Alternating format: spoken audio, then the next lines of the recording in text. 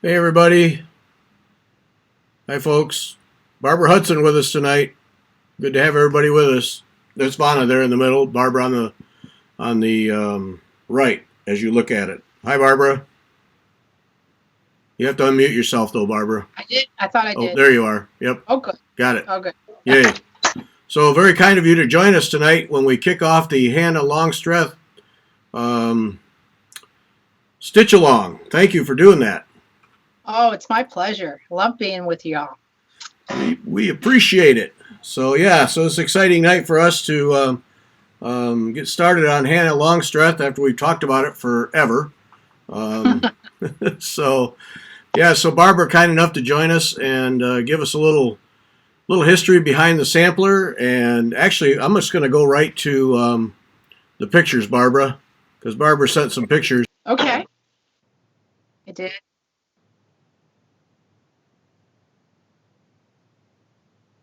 Yes, that was from last summer, her high school graduation party in Ohio, in North Royalton. And we had a wonderful, wonderful time. The families all got together.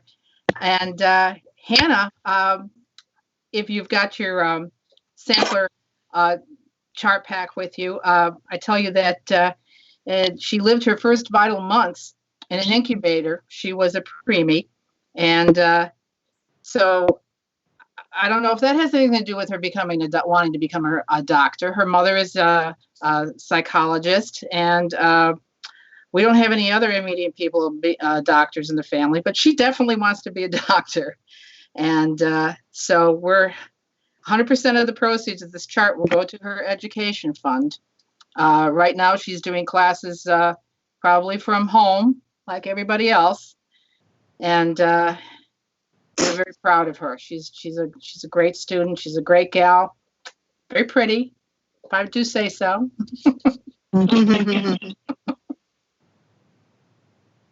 Cleveland State for now, just because family things going on. But I don't doubt that she's going to eventually go to Case Western, probably. Her mother got her master's there, and her mother is also working there now too. So that's probably where she'll go. At first, we thought she was going to start off at Hiram, but that didn't work out. She got accepted, but she wants to do it on her own, and it was a little difficult getting loans and whatnot, like a lot of people do. So that's the other reason for me wanting to help her too, to get going right away. But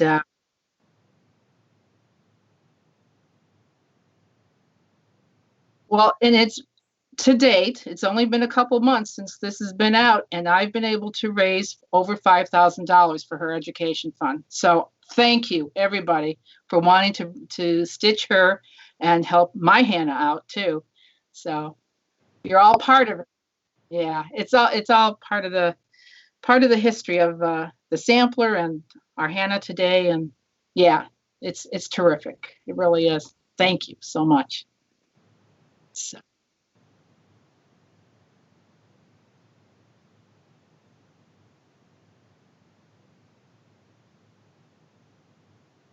Yeah, I think yeah. Well, Case Western is a great medical school, but it's a little early yet, so I'm not quite sure where she wants to go. 1 minute she wants to be an MD. The next minute she says, "Well, maybe I'm not good enough, and I can only be a nurse." And I said, "Oh, no, you just keep going. Don't change your dream yet. Just head for the top." Yeah. Well, more power to you. I tell you, that's a commitment and a half to go to medical school. Wow. A lot of years, a lot of study. Yeah. Yeah. Well, they can't hear Gary. They can't hear. Yeah, I know. Somehow I keep getting muted. I'm unmuted now, so it's okay. Yeah. The buffer will catch up. Yeah. Can they hear me? Okay. Yeah, they can hear you. They can't hear. Okay. Well, anywho, it was just a fluke finding Hannah Longstreth 1805 on eBay of all places, and I had to buy it. And even though the original fell into a fire, was taken right out of the fire, but still, the one corner of it's pretty well burnt. And it's amazing that it survived it all, really, from that fire. And one of the amazing things that I found on that sampler was that the sampler maker used paint to dab in different areas where she's going to put her motifs. There's a lot of space between the motifs. And usually you have maybe a pen mark or a pencil mark for a beginning, but in a lot of the cases, she painted almost the whole little flower motif, and then she just covered it with silk. Not always. Yeah, sometimes, and the colors were very vivid. I think it's adorable. So I like it.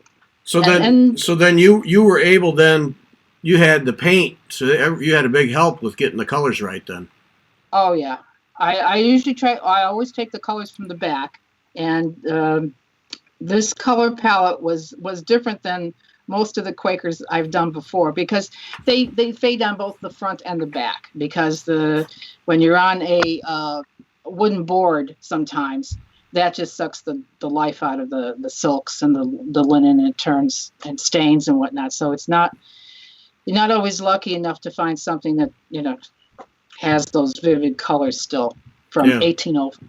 So yeah, that was great. Now, the picture of the original is up on the screen now. So obviously the upper left got burnt pretty bad, but it looks like it's still intact under all of that.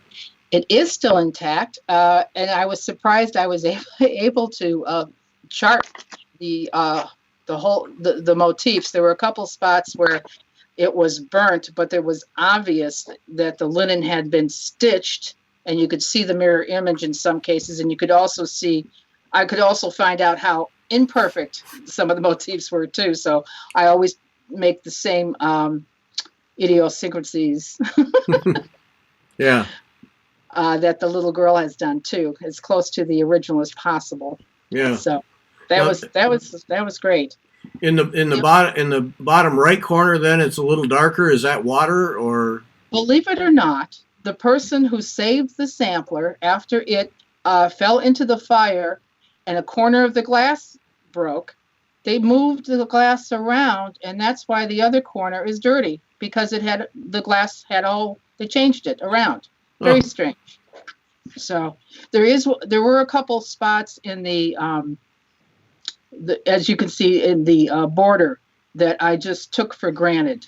Not took for granted. I kept up with her pattern. They were gone. There's no way I could tell you for sure that they were there. So yeah, but keeping up with her pattern, it all worked out. So that's a pretty safe assumption there, that the border is going to continue. Yeah. So now you were telling before we started that this thing you're almost afraid to move it. It's so delicate anymore.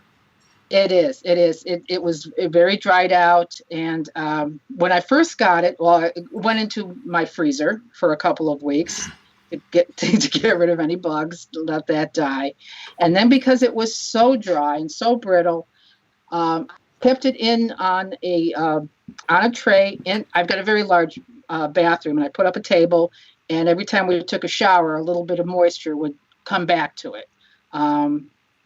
I did that also for a couple of weeks, and then got tired of having that table in my bathroom. So I put her back in. I put her in her own archival box, and I'm waiting until I take her to a conservator, and she's on my number one on my list to get conserved.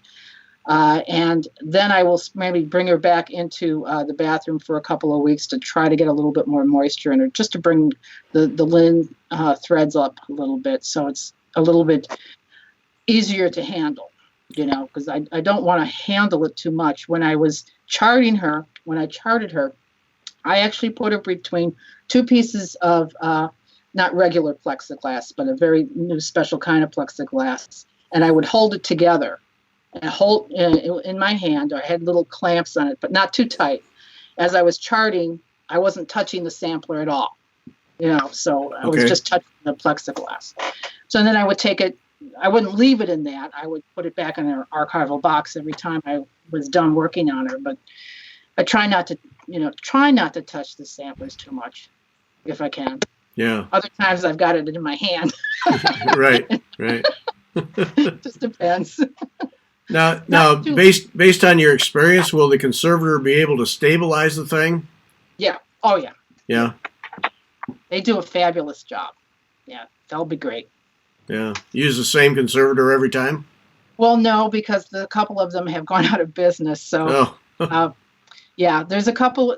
There's one in Alexandria that I haven't contacted yet, but I'm going to call her Newbie because the gal that's in Bethesda that I like, Julia Brennan, she's pretty busy and she's backed up, but she's very good with textiles too. Uh-huh. So she's got a great website, and she does samplers for the DAR and for other museums, and she's pretty good. Yeah. So there were a couple people in Philadelphia that my friends and I used, but they've gone out of business. So Right. That's trying to find. yeah. And there are others, and if anyone needs to know a conservator, go to the Smithsonian website. They are just loaded with information, and they will give you the links to go find out the people who know what they're doing, proper, and to make sure you know what you need to get done to your sampler or your textile. Yeah. All that it's just loaded with information. So, Yeah, that's probably not a choice you make lightly. You do a lot of research to make sure you get the right person. yeah, and a lot of that's, and you want someone that's certified by the board of whoever they are, The board of conservators. board of conservators. There is a board, just like any kind of organization, and there's some really terrific people out there. They have to know the secret handshake and everything. Yeah. Well, it would help. Okay. Well, Barbara brought some other pictures other than Hannah. Oh yeah. So let's see what else we got. Okay. So this shot that's on the screen now is the Longstreth homestead in 1872. Okay, and that's the building that her father built back in the 1790s. That's the same building, and it was still surviving up until 1900. And that's in Phoenixville. That's where she was born. She and 11 other brothers and sisters. I think she was the 10th of 12 children born in that up there. And so that's been around. It's no longer standing there. And her father started the first metal works in the United States, believe it or not. Right after the Revolution, he started manufacturing nails. And the last decade of the century, he had a lot. He had a lot of floods, a lot of terrible things going on. And then Hannah's mother died in 1797, right after giving, within a few months of giving birth to her last child, of course. And so some of the children were starting to be sent to other brothers and sisters and other family members. Some of the siblings were already married, so they had started their families, and Hannah went to live with her older brother in Philadelphia, even though he had a grocery store in Phoenixville, or merchant, general store. He also had one in Philadelphia, and he had his own family going there too. So she went to live with him. He passes away, but our Hannah continues to stay to live with her sister-in-law, Margaret, who eventually sends her to Westtown. Oh. When she's 17 or 18, I forget which. And Hannah was there at Westtown School, the Quaker school, for almost a year or so. And then a few years later, she marries Samuel Wilson, and then has a passel of kids. And one of her kids, and they have a really big. I'm sorry I didn't send you a picture of their homestead. I found that after I sent the pictures Oh, last. what other picture you had? I think it was the Benjamin's home in 1909 or 1900. Yes, 1909 in Phoenixville. Yes. Phoenixville. You see, it's all built up. There's houses real close by. It's not the bucolic scene that it used to be, but it was still standing in 1909. The other family members, because her father died, I think 1802, something like that, and so the children, there were still some toddlers still in there, because Hannah, there were two more children, so they're all over the place. They're all with the families, but so Hannah was living in Philadelphia with her sister-in-law, and she was living right around the corner from the Arch Street Quaker monthly meeting. It's the really big one in Philadelphia. So, yeah, it's amazing what the things that you can find out exactly where they were living. And they had a store. They lived up above the store. So it's just fun stuff to find out about the family. I think it's amazing what you find out about what goes on behind these samplers. It's fun to hear it. Mm-hmm. And then now we have Samuel on the screen. Oh, her son. Yes, her son. Oh, this is her son. Okay. Mm-hmm. And he went to some of I can't remember the schools that he went to, but all of the children were educated at some of the best schools in the area. He becomes a teacher and a merchant, and then I also found out that he worked for a newspaper. I forget which one, but he worked for a newspaper, and he was doing stories in the South just before the Civil War started. So he was traveling around the United States reporting. He comes back to Pennsylvania just before, as the war breaks out, and after the war, well, he still has his family farm that his parents. His mother, Hannah, died in 37, and a couple of years later, his father dies. So he and his brothers are still working the farm, this big farm, and they had over 2,000 acres. Wow! At that time, that's a lot of land at that time. Wow! At that time, and then after the war, Samuel takes over, and he turns the farm into this huge seed manufacturing. He was a big-time seed manufacturer, sent seeds all over the world. But I forget when he dies. 97. There it is. 1897. He passes, and just before he dies, the business isn't doing so well because there's all kinds of seed manufacturers in that area. So it kind of went down a little bit. But still, the rest of the family does very well. He's one of the most well-known in Bucks County. So it was fun to learn about him. Yeah. And then the other picture we have is Elizabeth Paxson. Yes, that is our Hannah, our sampler maker's sister. And that's from the Longstreth book that was written and published before 1910.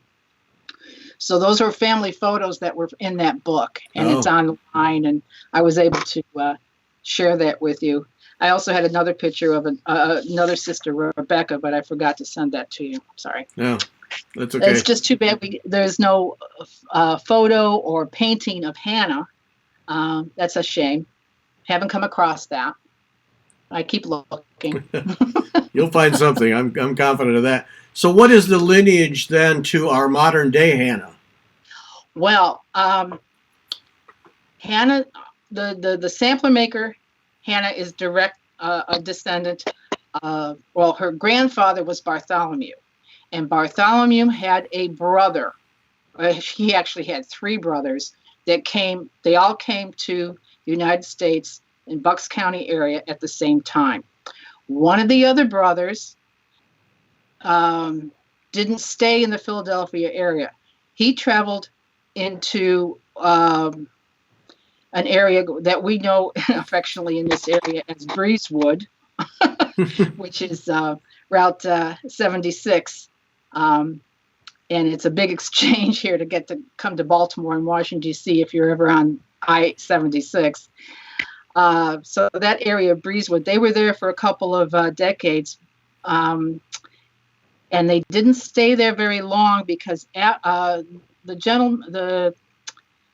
man who brought his family to that area went off to the Revolutionary War, and they didn't see him for a long time. And so his wife started another family.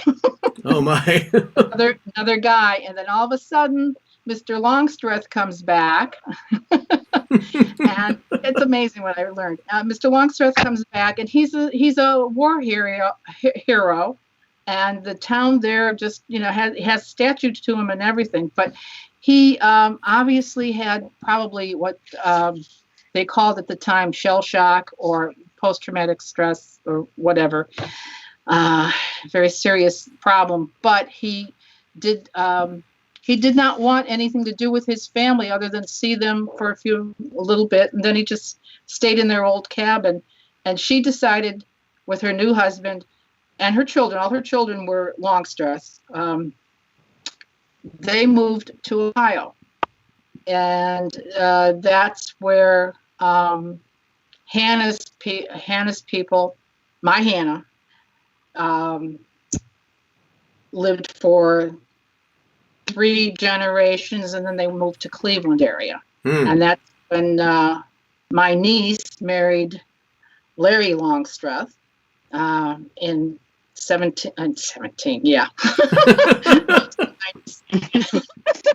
1996. And a few years later, and then our Hannah was born in 2001.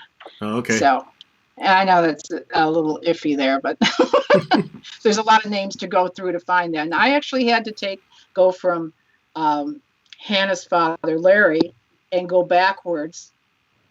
And then I also had to take the Hannah sampler maker and go this way. And I had to go and find every family member possible to see how they finally connected. Yeah. And, I found some other interesting stories along the way too, but that's, we don't have time for that. Lots of little. Yeah, I imagine. Yeah, life happens. I think it's just so much fun to know so much behind one piece of cloth, and it's something that so little was ever written about women's history. So when we have something this spectacular, a physical object that can then tell us so much more with just a little bit of research, the stories will stay alive. Yep. Their art will stay alive, and yep. You're back on camera now. You're back on camera, and Vonna's cat is too. Hi, is that Augie? Yeah.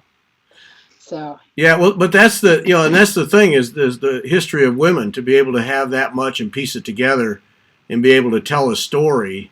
Because I'm sure a lot of that's just shoved aside at some point. Yeah. And as I said before, tracing Hannah and the Longstreth family, this is going back into England. It's the farthest I've ever been able to go. Her ancestors go all the way back to Henry the Seventh.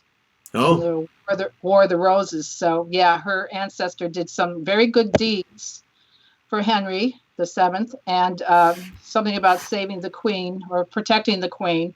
And so he was given lots of land and a title. And just the town of Giggleswick,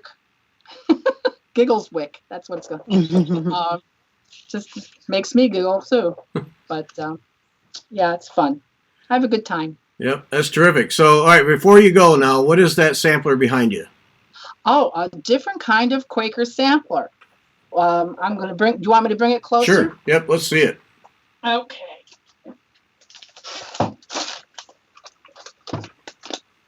Here, Vaughn, I'm gonna cut us all out.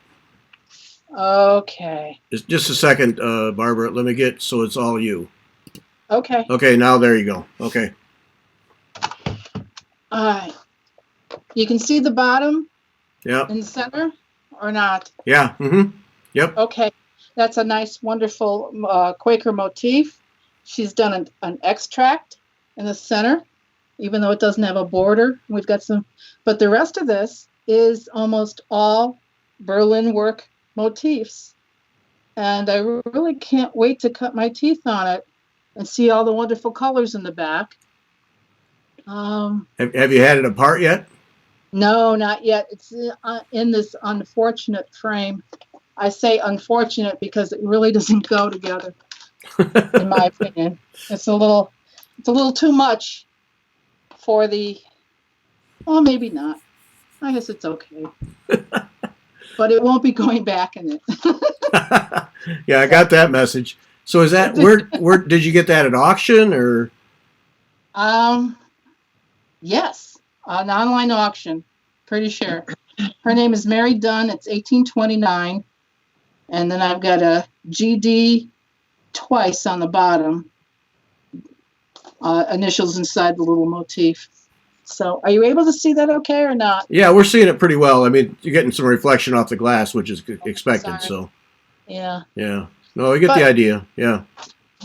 Completely different than very ornate. Yeah. Very, very ornate. Yeah. That's amazing. Amazing what still survives today. Mm-hmm. And what year is that one? This is 1829. Okay. So 24 years after this Hannah. After Hannah, yep. And they were still making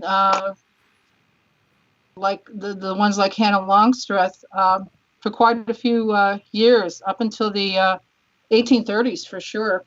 I've seen a couple similar to it. Somebody, Patricia, asking if that's pulled thread on the bottom in the blue.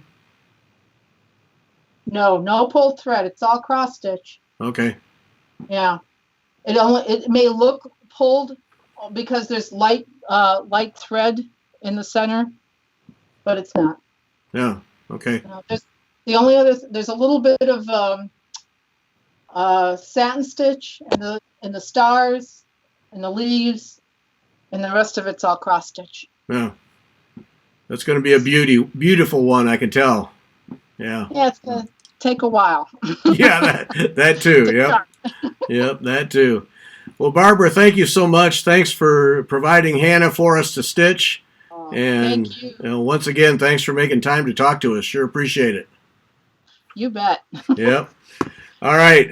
Thanks. Well, we'll move on with the show, and so you can just sign yourself off, and I will. We'll be in touch Bye, soon. everybody. All right. Thanks a lot.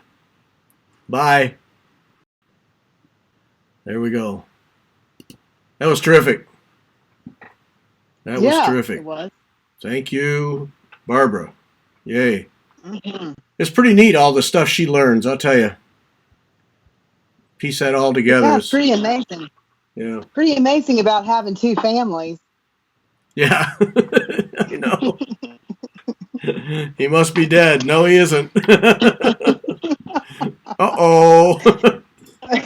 These are the days of our lives. That's right. Now what? Family meeting. Oh, wow. Yep. So that's pretty neat. Pretty neat stuff. Always a treat to talk to Barbara and learn. You'll always learn from her. Always has something going on. Yep. Yep, So, she sure does. Yeah. So I guess we can at least get one stitch in, huh? Yep. I think we can get one stitch in, or two, or three. Have you already started it? No. No, I didn't either. Let's see. No, mine's all clear, but I got my first stitch marked where I'm going to Yeah, go. I know where to start. So here, let me. Let's see. I can. Can you swing your camera so we can see yours without knocking over everything? You can say no. I can try. Oh, no. Yeah, don't. Here. There it is. Oh, you do have it marked. Look at you. All right, let me Mhm. see. I'm going to go to mine. Get me out of here. There we are. Yep, I just put the needle through. So, all right, folks, we're underway. I've been looking forward to this one. I really like this sampler. Underway, going to make that first X through a magnifier that's a 45-degree angle.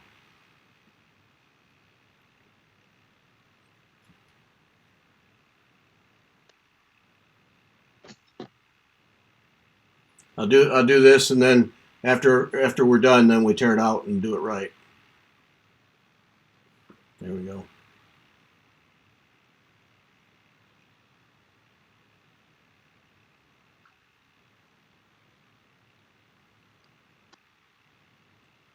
You probably already have 10 X's in, right? No. Ooh, I'm having trouble seeing it. there's one. Yeah, that's what I'm having trouble because I have to have the magnifier at such an angle. Okay, there's my one. Yep, I got mine Got one. it in. All right, we're underway. Yay. Okay, that's number 2 there. Okay, I'm stopping because it's going to give me a headache till I can get right on top of it. Yep.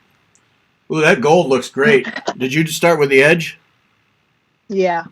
Yeah, that gold looks great on there. That's going to be nice. So, Mhm. yay. Okay, well, I hope we have a whole bunch of people joining us. Yeah. Yeah. Pretty excited. I really am anxious for this one because this is. Let me get some of this stuff out of here though, because this is. I've liked this the minute I saw it. It's just so different. So yeah.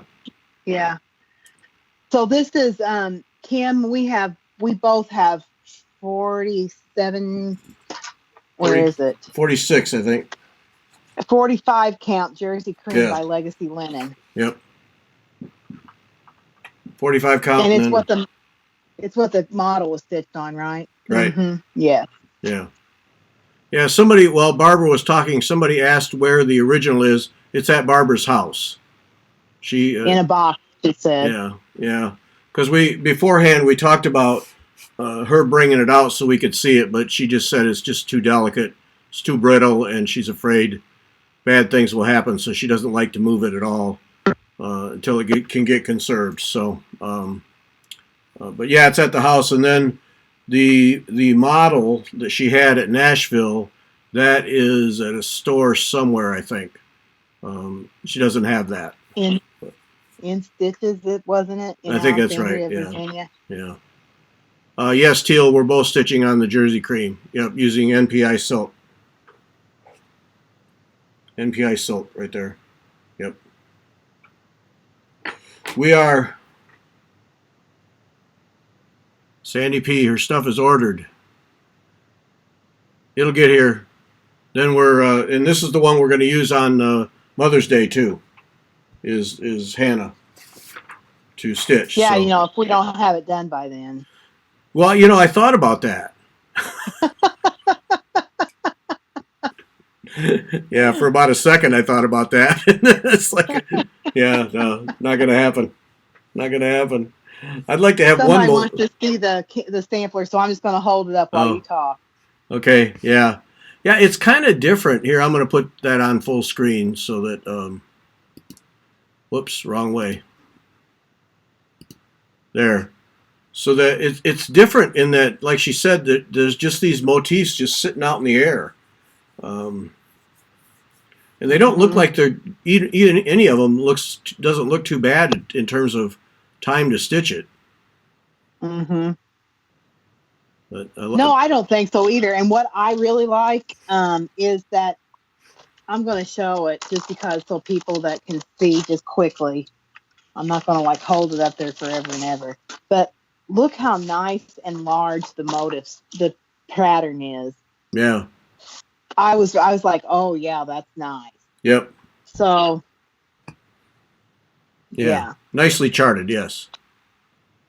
Yep. Yes, very nicely charted. So. Very nice. Yeah, so I'm excited to get going on this. Yep, I'm gonna course, we've said that about other things, but this one's getting this one's getting top priority for a while. I want to get these colors. I mean, I really like this collection of colors. And well, it's a very vibrant set of colors. yeah, yeah, yep. And I'm going to be honest with you, and well, with everybody watching, NPIs. I really like NPIs much better than Soie d'Alger. I mean, it just seems like they're more I don't mean that in any kind of hateful way. It just seems to me like they're more substantial or something. Well, I think more durable. I think more, because that's what I mean. Yeah, because this that I'm using for my banding, it doesn't fray. It doesn't, I can stitch with it. I mean, I don't, like, if I have to use it a couple times, if I have to pull things out and use it a couple times, I throw it away because it starts to show wear. But no, it's like Soie d'Alger. It does not fray nearly as much. Yeah, I think that's right. More substantial. Yeah. It's just, I mean, I did a test run just to, test to see what they were like. And I've stitched with them before, but it's been a few years or many years. And, boy, they really stitch nicely. They really do. Yeah. Yeah. It's a nice silk. It really is. Yeah. Somebody asking what the design size, 15.1 by 17 3/4 on 45 count. Mm-hmm. So yeah, it's a good size one. Somebody said they saw the model at In Stitches, and yeah, it's beautiful. Yeah. Which frames are each of us using? I'm using my Millennium frame. Q-snap. Yep. Mine are Q-snaps, but see, it's what I do with Q-snaps, which I've explained this before, but I'll explain it really quick, is when I buy Q-snaps, I take them all apart and then I put them back together, and I like my stitching to be close to me rather than way far away from me, and so I always do long and skinny so I don't have to reach as far. So that's why I made a long and skinny one. So this is 10 by about 23, I think. Yeah. So there you go. I'm pretty much the same way because I have short arm syndrome. So, yeah, my height is only 10 inches. My exposed area is only 10 inches. Yeah. Because otherwise I can't reach, and it's uncomfortable and unfun. Yeah. How do you, Patricia Crisp, how do you decide on what to do on the pattern? Stitch the area as you go along? I just start in the upper left. I almost always start in the upper left. So, but I'm taking Vonna's lead on the border because it's just a single cross stitch border. Normally I would stitch the whole border, but I'm going to do like Vonna and just do it as I go along because there's nothing to it. Just got to kind of keep it going. So right, and then you can count. The reason I do that is because then you can count off the border to your motif, and that way you always keep on track. That's at least how I do it. I always count from my border to my motif and then back, and I check. That's how I cross-check myself to make sure that it always adds up. Yep. So. Yeah, I use that border. That's my reference point. Yeah. Do we use thread conditioner? No. Nope. I've been known to wet. I tried it for a while. I did it for a while, and I just didn't.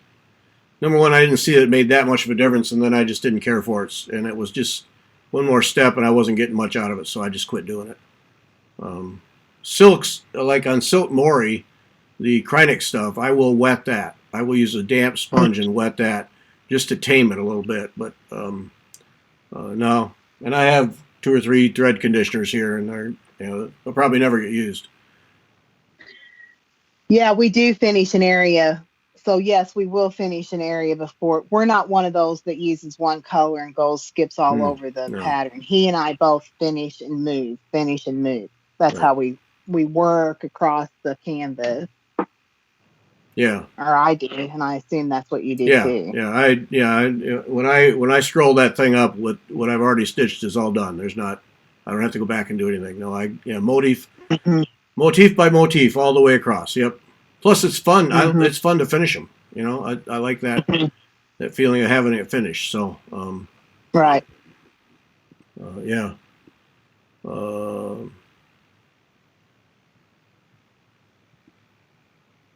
Let's seeing what else is here. So, okay, well, we can do more of that. I need to get the Stitchy Box stuff in too. So, sponsored by Stitchy. Well, first, the drawing tonight. We're giving away 2 T-shirts, 2 Fiber Talk Made Me Buy It T-shirts. So, as I said in the opening panel there, Vonna at WeTalkFiber.com, and quarantine is your subject line. Then put your name, address, and shirt size in the body of the email. And then that way, when Marga orders the shirts, she'll have those sizes for us. So giving away 2 tonight. So get your emails sent to Vonna, and then she'll do the drawings for that. And winners from whenever we were last here. The 29th. Okay. So from April 29th, it was winner number 1 was Constance Cook, and she won the sampler kit. Constance Cook. And then winner number 2 was Gina Snyder, and she won the Heartstring Samplery Flag Day kit. So Constance Cook and Gina Snyder. Excellent. Okay, thanks. I wanted to get that Stitchy Box logo back up. No, I can't find it. I hate that. Well, I'll find it. So I wanted to talk about what Liz... Now, I mentioned last week that Liz was doing a daily thing in May because it's her birthday in May. So let me go to that thing. So if you go to stitchybox.com and then you go to the shop page, there are 2, this is a still picture, but there are 2 panels that show up, and you can see the little arrow here on the side right here. So there's 2 panels that cycle through, and one of them is this Liz's birthday extravaganza. So in the shop page, then you click on that, and then you get instructions to see what the piece is each day. And so she's got something new each day. So she started today, and today on May 1. And so this is what it is these little wooden boxes she found in Nashville. And there are 4 colors, and then what she's putting in there is a piece of felt to put needles in, and then some Bowen needles, and then a needle minder. So you get all of that, and you get this really nice box, and then on top of it you get needles and needle minder in the box. And then if you if you order this between now and Sunday night Pacific time, midnight Sunday night Pacific time, and use the word flowers, FLOWERS, then Liz will include a bonus bag, a Fiber Talk bonus bag that's got a value of $7 to $10, random things that she decides to put in the bags. So she'll include that in with this box if you buy it between now and midnight. So that's the Friday offering. But then now tomorrow there will be another thing, and then Sunday there will be another thing. So every day there will be something. If you go to this,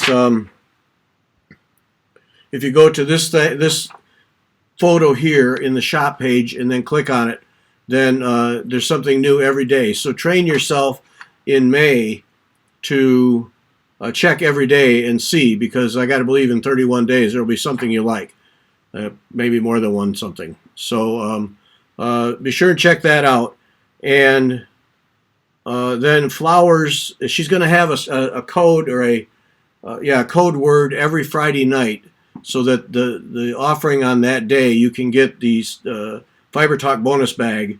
So flowers, if you order between now and Sunday night midnight Pacific time and use the word flowers, then she will include that bonus bag for the for Fiber Talk. So that's pretty neat. So that's and then of course remember the samplers and all the other things at Stitchy Box. And then she also sent me her spring box to try out, which is where there's something to unwrap every day. And I got it today, and so it's just May 1. So I'm going to save that until next Friday, because it's a box literally full of. I'll put us back on the camera here. It's a box that's literally full of little presents, and they're day 1, day 2, day 3. So next week I'll show you what the first week was, and you'll get a sense of what those like. But yeah, a lot of fun. I did not really understand how that worked, but yeah, a lot of fun. A lot of fun with that. So you might want to check that out at her at stitchybox.com. But I'll show you next week what I got for each of the first 7 days as I open them up. So fun stuff there. So check all that out at Stitchy Box, and of course we appreciate Liz sponsoring the show every Friday night. Let's see what else tomorrow. Remember now, tomorrow at 2 p.m. Eastern Time is when we are getting together with Natalie Dupuis to talk about couching and gold work. And she's all excited. She's got a couple of demonstrations lined up. So we're going to be able to talk about, so bring your questions. There's no presentation. The presentation was the Sunday show last Sunday. This is all question and answer. So we're just going to sit here and answer your questions. And Natalie is ready to go. Some people have sent questions ahead of time, so she already, we have some things to get us started. But join us tomorrow at 2 o'clock so that you can learn a little bit about couching and gold work, and just basically learn about things from Natalie, because she's terrific. So that's tomorrow. Don't forget that. And then, of course, now this week coming up, we go to the Tuesday and Thursday quarantine stitch hour schedule. So Tuesday and Thursday. So we will not be here tomorrow night, and we will not be here Monday night. Tuesday and Thursday are quarantine stitch hours in May. So live shows Tuesday, Thursday, and Friday, all at 8 o'clock Eastern Time. So don't forget that, and show up Saturday night looking for us, because I'm going to be in the chair over there, probably dozing off is what I'm going to be. So tomorrow, yes. Long bike ride in the morning, Natalie in the afternoon, and then, yeah, I'll probably doze off. I just have a feeling. Let's see, what else we got? Sunday will be Jessica Grimm, and then next Sunday will be the Royal School of Needlework. Just technology gotten in the way there, and we weren't able to get it recorded this week. So Royal School of Needlework next week. But Jessica Grimm, a terrific show I did with her 3-4 weeks ago now. So we'll have that tomorrow, Sunday. And Fiber Talk Maybe Buy It t-shirts available at the shop page at wetalkfiber.com. And also needle minders. Thanks to everybody who's been purchasing these things. We really appreciate it. Appreciate the support. And so you can get those there. And let's see. Royal Garden, Debbie Rowley's project that we're starting on July 5, because we'll have Hannah done by then, easy. That's July 5, so you can get those 15% off still at Sassy Jack's, and then also Fire Poppies is Susan is putting that together, so she'll have kits for you too. That's all I got. I'm out. Yep. Got questions here? No, there's not been any. I've answered the ones that have been asked. What are some good tips to try to help with a neat finish on the back of your work?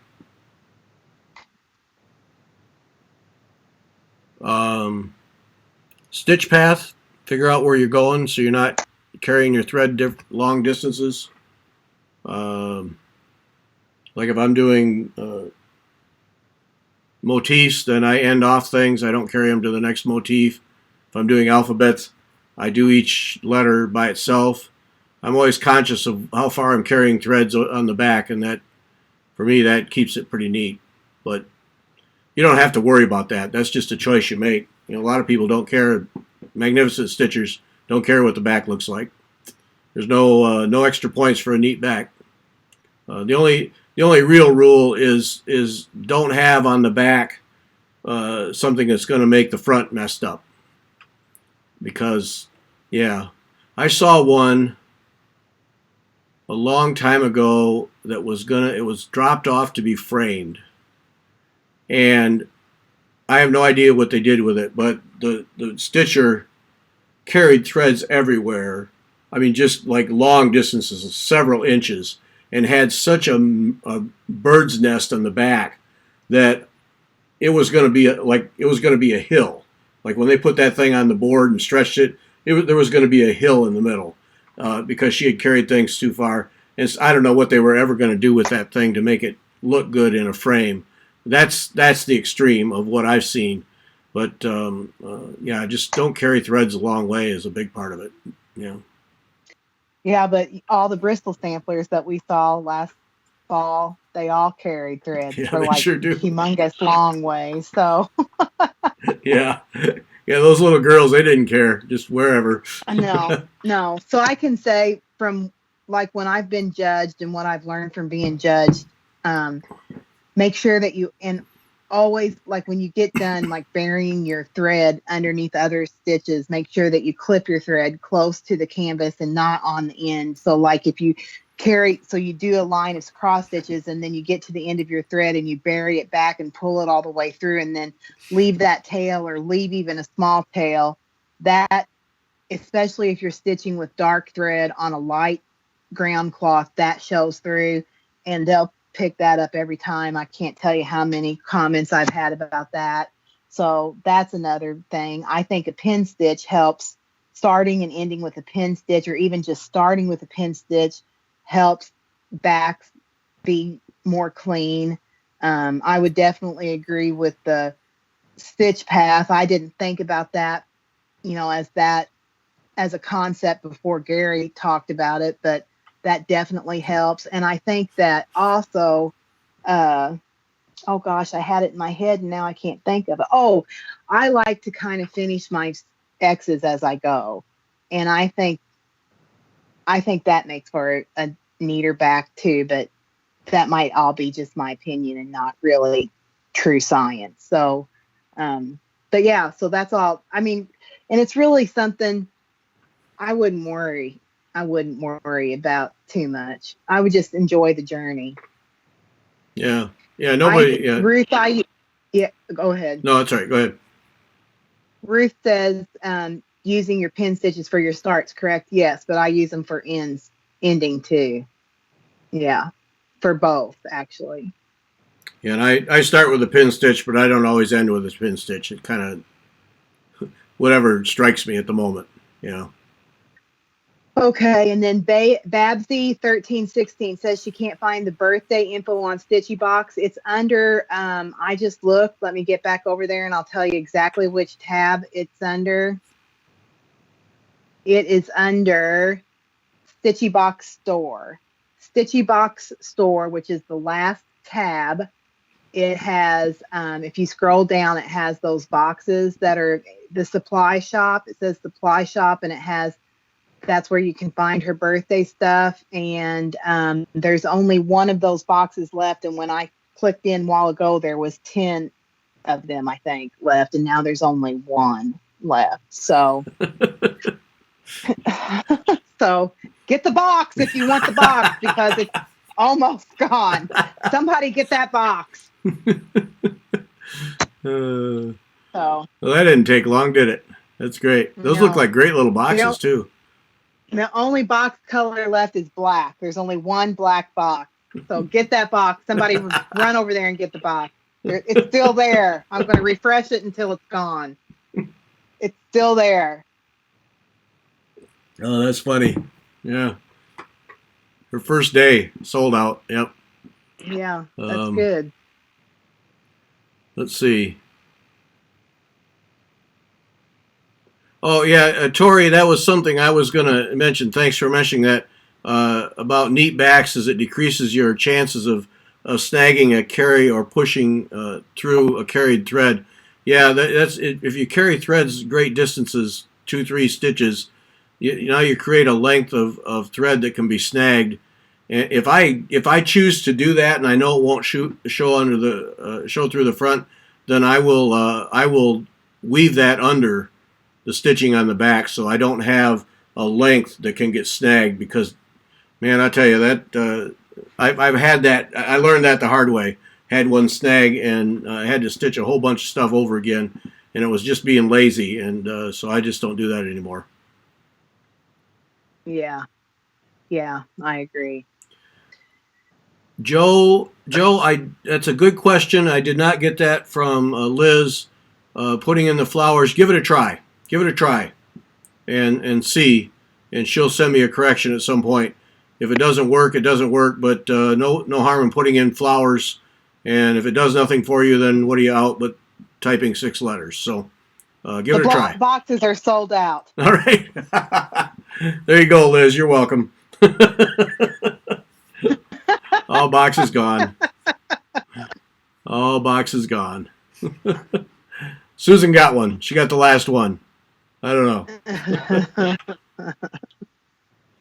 But yeah, I don't, that whole thing about the backs, I mean, it's just always been something that I've done. And I think it probably came from my needlepoint days of trying, with the basket weave, trying to get that woven look on the back. And so I would work really hard to get that basket weave look on the back, which is it's such a stupid name for a stitch, because the basket weave isn't seen, it's on the back. And I just worked really hard at that, and tried not to mess up that woven look. And so then I've always just kind of kept up with it. And But I know a lot of people who are very talented stitchers couldn't care less what the back looks like. Not interested. Yep. I agree. Oh, Elisa tried to get the last one, but she was too late. Wonder who got the last one. You want to see my Debbie Rowley piece? Oh, yes, very much. You're going to all Vonna here. Here, let me put it. Oh, look at that. Wow. So Debbie put beads in here, and I didn't have beads that looked good, so those are all Kreinik French knots. Wow. That really brings it to life, though. I thought it did too, and she didn't put as many in there, and I put what she started out with, but then I thought, oh, I think it looks good with all of them. Or I tried it, and then I thought, oh yeah, it looks good with every little, 4-piece having one in there. So anyways, that's what it looks like so far. I need to do, she's starting in here with like a darning look right here. Uh-huh. So. Man, that really brings it to life. That's a good move on your part. I liked it. I thought it looked like little flowers or something. Yeah. But anyway, so there it is. I'm pretty pleased with it. Yep. These were nightmares, stitching with 6 strands. Yeah. But I really like that. I really like that color of floss. And I wouldn't have used it for anything else. It had been given a gift to me. And so anyways, I do like it. Do like it very much. Yep. No, that's nice. Yeah. Yeah, that's really nice. Those waffle stitches really have a nice effect with that variegated thread like that. Yeah, they sure do. I really do like the way they look too. Yeah. I really do. Yeah, good move. Yeah, that's of course it's Debbie Rowley, so that's going to happen, but it's going to turn out to be a nice little piece. I can tell. Yeah. I really do like it too. And I didn't start right. I should have. I started too close. Oh. But that's 2 inch. It's 2 inches. I checked it, so whatever. But yeah. And I was thinking, how am I going to finish this? Am I going to but I'll have to see what the rest of it looks like before I make a decision. But anyways, yeah, I'm glad. I kind of thought maybe no, I shouldn't do it. But then I thought, oh well, why not? I've started everything else. Might as well start that too. So. Well, yeah, but and you're able to do it with stash, so it's not like you had to go spend a bunch of money. Yeah. Right. Yeah. Yeah. You even impressed Okay. Mindy's husband, so there you go. Oh, thanks, Mindy's husband. That makes me feel good. Let's see. Barbara Bell, Vonna, for someone first starting on linen, would you get your tension even if you complete each stitch as you go? I think so. Yeah. Why Yeah. not? I think so. If you were here the other week, or was it this week or last week when we discussed tension and how I said that somebody told me that, don't stitch when you're mad, or I said that don't stitch when you're mad because that changes your tension. But somebody told me early in my career, and I can't remember who it was, that when you pull your thread up, use your pinky to pull it. And then that way you never can pull too hard if you just use your pinky to pull the thread up. So if you start stitching, finishing your X as you go, it'll just become second nature, the tension, in my opinion. Just don't pull so hard that you can see light through or you can see the thread of the linen moved out of place. Yeah, That's where I can don't collapse the thread, the linen thread. Yeah. Yeah. Well, I think because you're the one, I used to stitch one leg across and then one leg back. That was pretty much standard. I did that as much as I could, and then I would make full X's if I had to keep the stitch path that I wanted. But then when I ran into you, then I started doing full X's, and I think it's a better result. And of course, we could argue it. We could get 5 people in a room and argue it till we all drop over and never solve anything. But I feel better about making the X's complete X's all the way. I feel better about that. I think I get a better stitch. So, yeah, I've just taken that lead from you, and I've completely changed the way I went about cross stitch, just because of that. And I just feel I get a better result. Yeah, have better control. I just think that that's what I think too. I think that your legs lay more even or nicer. I don't know. I can do it both ways, and I'll go back and forth I'll try going long, especially if my stitch path, if I have like one little bit that goes down, I won't go down there, end it, and then come back and start. I'll just do the half stitches all the way down and then come back, and then I'll think, that's why I do full cross. I can always tell the difference. Yeah. But that's just me. It might be different for somebody else. So yeah, well, if you're doing letters, like say you're doing a K, and you need to get back to the spine. Yeah, I'll do half crosses down on the leg and then come back. And I think it's not as good. But I think we're splitting hairs. But I think it's not as good when you do that. Yeah, I would agree with you. I agree. Yeah. And I think too, another I don't know if you've ever noticed this, but I usually stitch, like in left to right. Now I will go right to left, but I will work across. I don't work up and down. But if I have to go down to get something and come back up along, I always notice that when I go down, they don't look as nice as if I just go, they don't look as uniform, I guess, as if you just go across. But some people swear that going up and down is the way to stitch. You know what I mean? So it's just whatever you get used to. It's just whatever you like. It's no rules. Well, and depending on your stitching style technique, that could change. Either way, it's you really have to just decide what works for you and then stick with it. And if it works for you, don't let people talk you out of it. Stick to your guns. Yeah. There's no right way. I mean, I think the only thing that really matters is that top cross always goes in the same direction. How you get there is, whatever. It's however, yeah. Yeah. Yeah. Yep. I agree. Yeah, here Susan's had the same experience going to full crosses. Yeah. Yeah. Yeah. And I think that another. Go ahead. No, go ahead. That's all right. I think another thing about tension is that I never really recognized this until I really started studying tension, my personal tension. But if you look at somebody's stitching, like the number one comment I get from other people that talk to me about my stitching is that it looks like it's just that it's so puffy. And so the thing is that you're not stitching that, yanking and slapping that stitch in.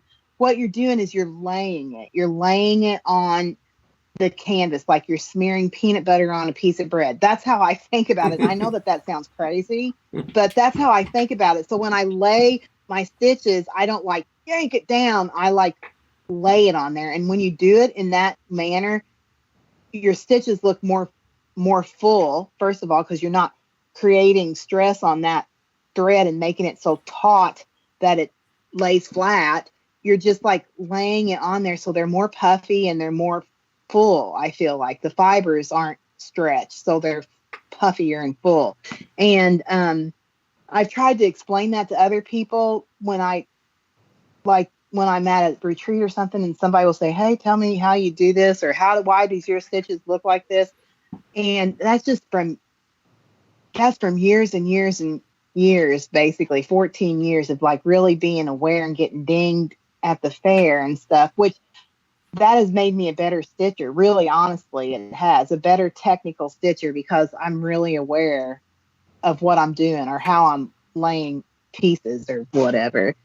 So, and I think that's why I've taken up to needlepoint so easy here, because I'm so aware of laying my stitches. You know what I mean? I don't know. Maybe that has nothing to do with it, but Well, I have taken a real liking. I will say there's a real talent to the way that you get your stitches to look, because my early years were all needlepoint, where generally, I mean, at least I pull things tight.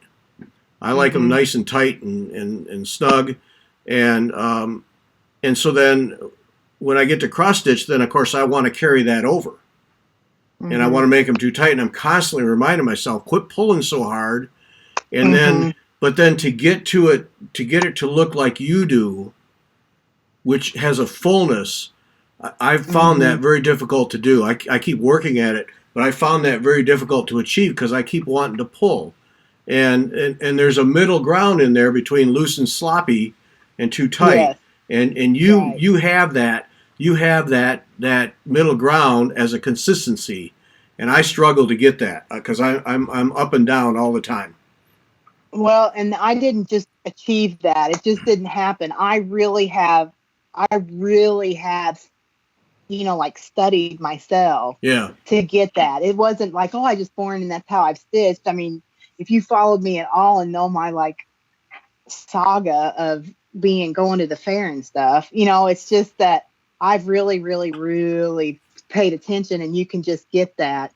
You can just get that look when you get that, when you learn to just kind of lay it right in there and not like tug it or, pull back. To see then on needlepoint, I'm finding myself, I feel like I'm yanking to get those. But you have to do that to get it to lay right on the canvas. So you have to put a little energy into it to get it. And a lot of those stitches, to get them to look right, they have to be taut.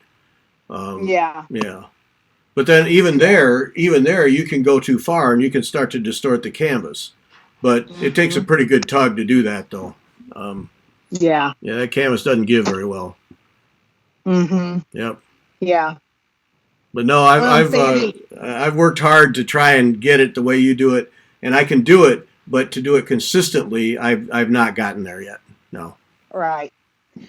And Sandy P says a good thing, that she thinks that stab method is better than the sewing method. I know people Nicole's Needleworks does the sewing method, and her stitching is beautiful all the time. I mean, it's just because she's probably done it that way for years and years and years. When I do the sewing method, mine looks like a kindergartner cross-stitched it. I just cannot stitch like that.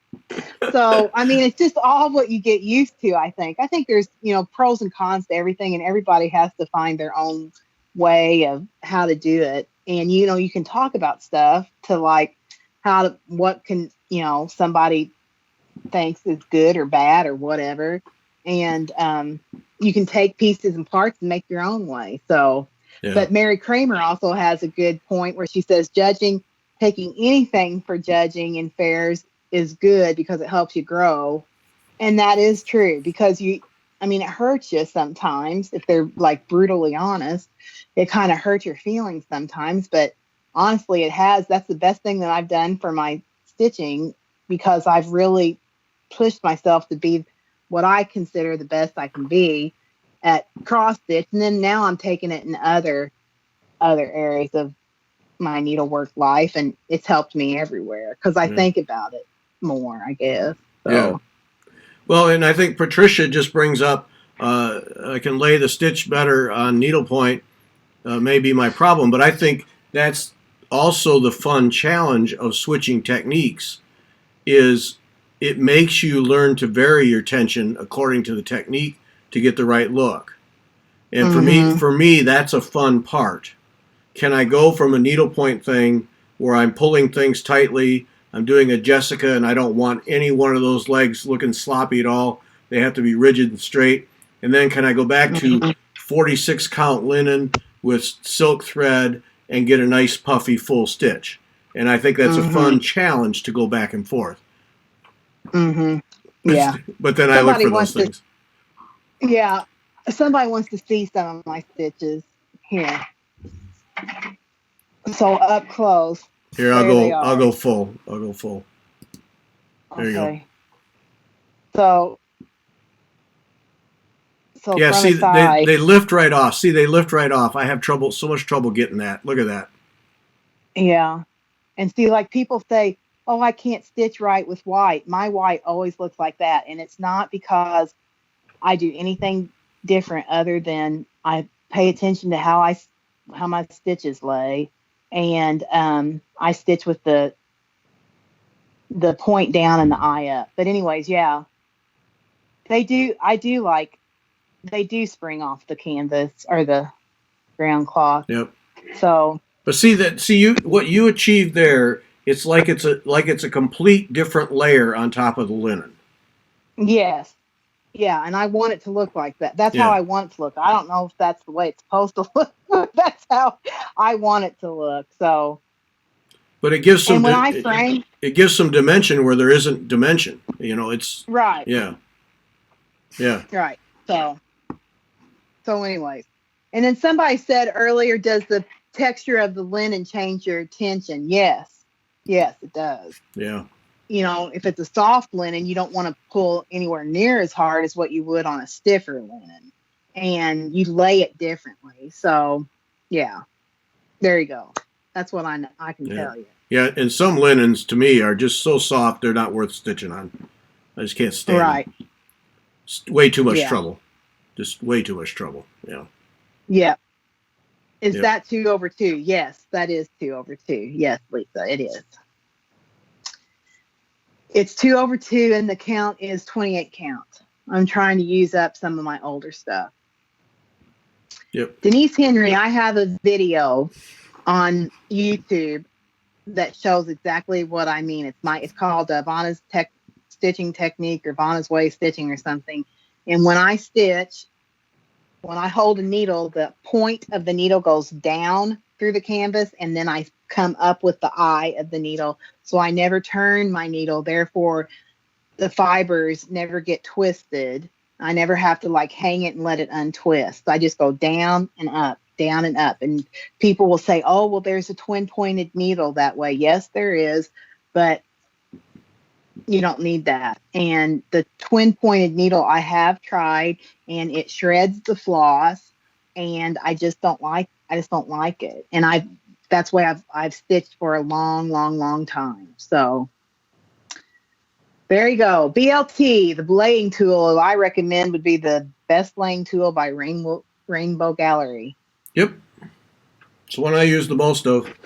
For my little collection, I use those the most. I don't even know. Here it is. Yeah. That one right there. About 18, 20 bucks, something like that. Just a little metal sword, but it's whoever named it best laying tool wasn't kidding. It Yeah. Excellent tool. Oh, I got today. Get your emails in too, folks, for the T-shirts. Quarantine is the subject line. VonneWeTalkFiber.com, and name, address, and shirt size for the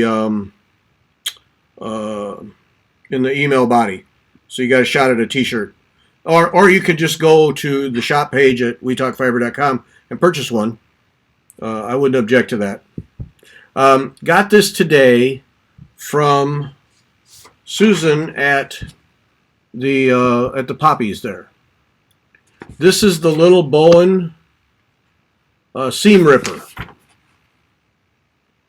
and the one that I've had, which is now over on the other side of the room, is that great big one with the rubber ends on it, and especially on high count linen ripping seams, I do it more with a needle than I do with a seam ripper. But this little thing, man, I'll tell you, I'm not anxious to use it because that means I have to tear something out. But that little puppy right there, because Gayanne Rogers talked about this and how you could just take this thing when you needed to rip something out, just take this thing and just go and just rip it out.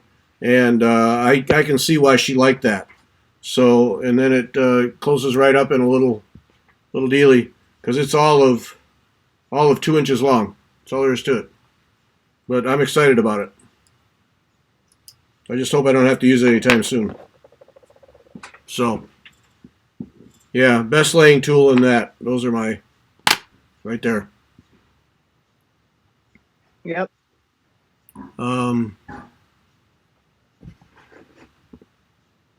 What else?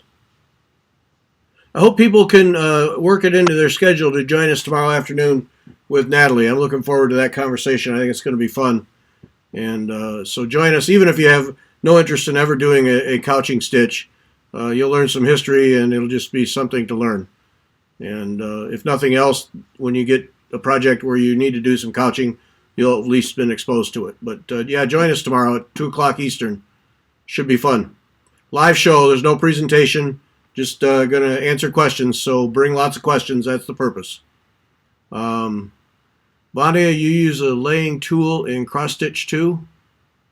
No, I don't have to. With the way I stitch, I don't have to.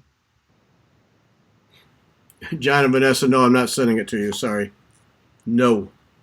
Yeah, I don't use it. The laying tool is always handy, but I don't use it cross stitching. Sometimes, like if I get a sloppy, if the lower cross is a little sloppy, sometimes I'll grab the upper one with the laying tool and pull it tight. But no. Well, you get to needle point. It's in my hand all the time. Yeah. Yeah, I agree. I just bought another one today because I just thought if I lose one, and I'm always losing something, so yeah. I got another one coming. So, anyways. Yeah, I probably should have two. Yeah, my stupid expenditure was this one for a laying tool. This is you see them in the stores. It's a African porcupine quill. This thing is, what is it? 7 inches long. I mean, that quill is almost 7 inches long. They get them from porcupines that drop them. Somebody just goes along and picks them up, and then they put a fancy head on it. They're kind of pricey. I think I paid almost $50 for it.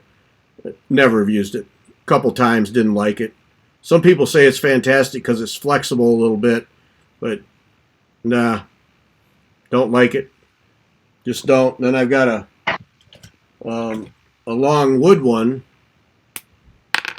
that's not quite as long, and that's that's wood. But I just don't like the long laying tools. The BLT, let's see, the BLT is a good inch shorter than that, and so I just. But this wood one I like. It's pretty, but I just don't use it. I think another thing that would be a detraction from those is that they're so thick. The BLT is just like the perfect like thickness too. Yeah, because that's when you do these, the only place that gets really thin is right at the tip. And the and the BLT, bacon, lettuce, and tomato, you know, that tapers right down real thin, so it has a long area of very small taper right down to a point that's flat out dangerous. And I think that's the difference. Right. Yeah. Yeah.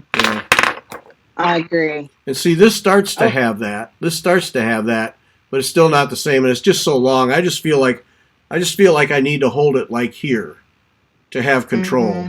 And so I don't even use it. It's a gimmick. Okay, now this is Kentucky Peggy and Stitches says, what is your favorite tool? Favorite tool? I know right off the bat what mine is. Other than a needle?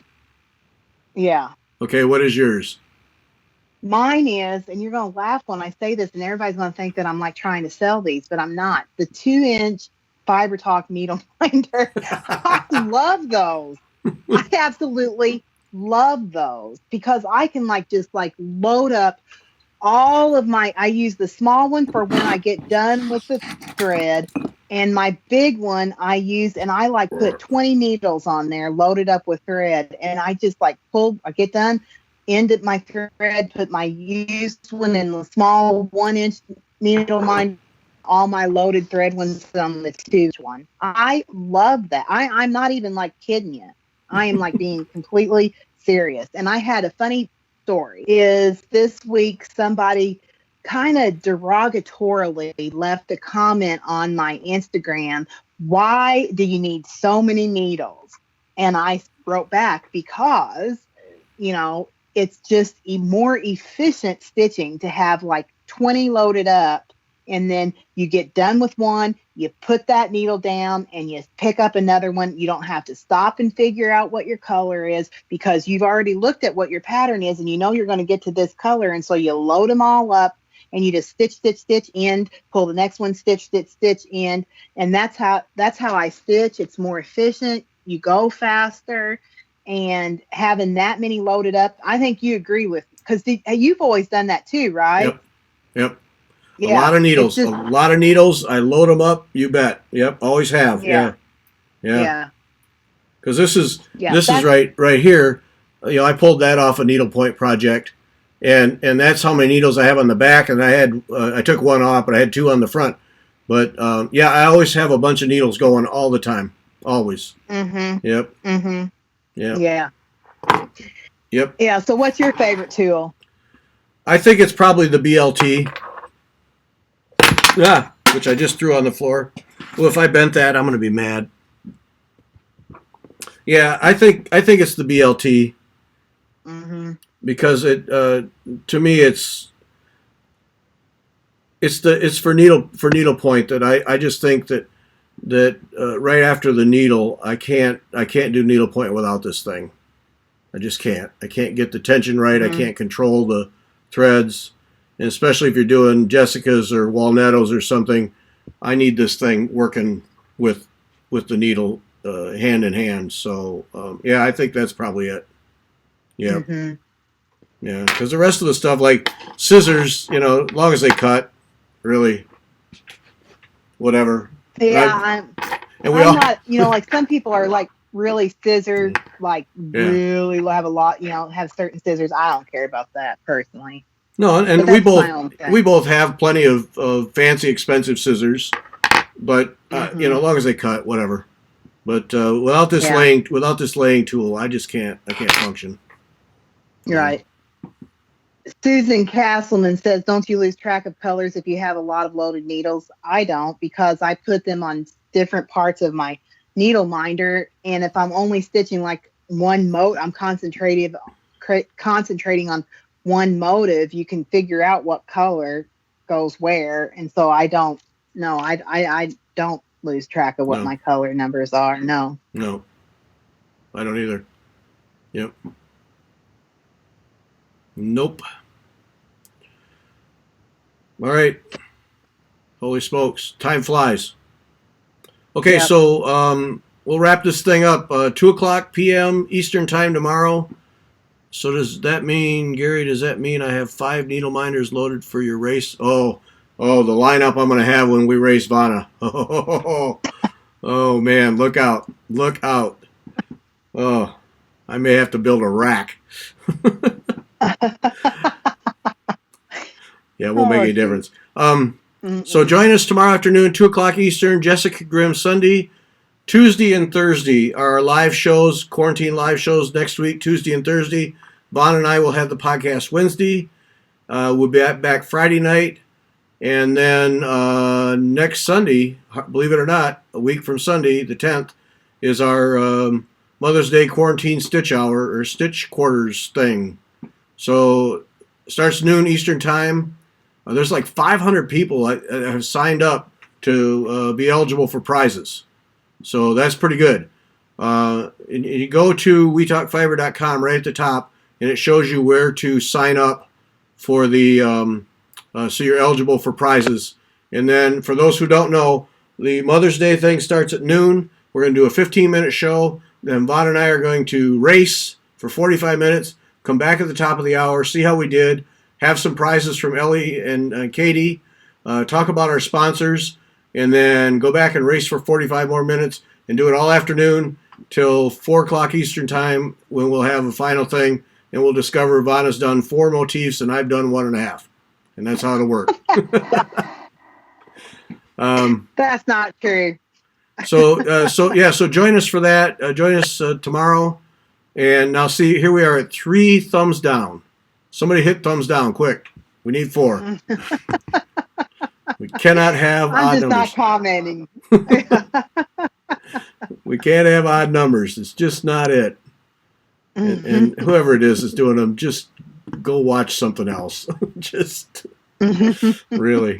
All right, folks, thanks a lot. Hope to see a lot of you here tomorrow afternoon, and then back again Tuesday night for the Quarantine Stitch Hour. There's number 4. We're out. Thanks, everybody. Bye. Bye. Bye, Vonna.